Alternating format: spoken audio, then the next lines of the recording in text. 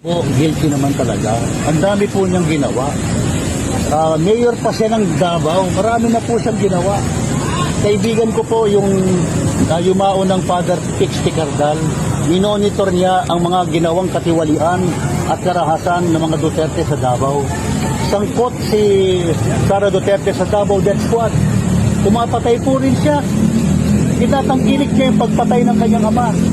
Gusto niyo maging presidente ang isang anak na mamamatay tao na siya rin mismo ay pumapatay. Kaya nakakatakot po yung ganun. At tapos, yung money trail, yung perang kinulimbat, yung 7 to 8 billion pesos na labas-pasok sa bank account ni Mars Carpio sa ni Sara Duterte, hindi invento ng AMLAC yun. Nadiscover na may ganong klaseng salapi na labas-pasok sa kanilang bank account. Yung 621 million na confidential fund na ginamit kung saan-saan at na niresibuhan sa mga taong fictitious ang pangalan. Ano yun? May nangyayaring anomalya.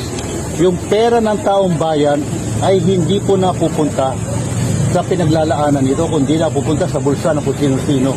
Kaya hindi po, kapag yan ganyang uri ng public official, ang iluluklok nyo sa Malacanang, kasi yun po yung nangyari sa rally ng Iglesia ni Cristo. Panay banta.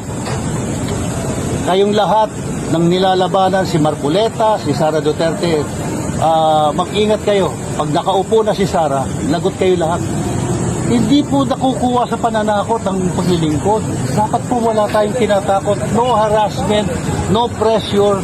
Ang presidente ay isang ama o ina ng bayan. At yung kanyang ama na si Duterte ay napakasamang ama. Ang daming pinapatay na anak niya. Walang galang sa reliyon. Binastos ang Diyos ng mga Katoliko. Ang tatlong pare ay sunod-sunod na namatay. Si Paez, si Nilo at si Ventura. At kaming tatlong pare rin, Father Flavi, Father Bert, ako, panay death threat sa ginamot namin ng panahon ni Duterte. Nakakatakot ng panahon ni Duterte, yung tatay. Sige, gawin yung presidente yung anak.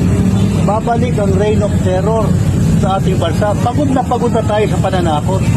Yung ginawa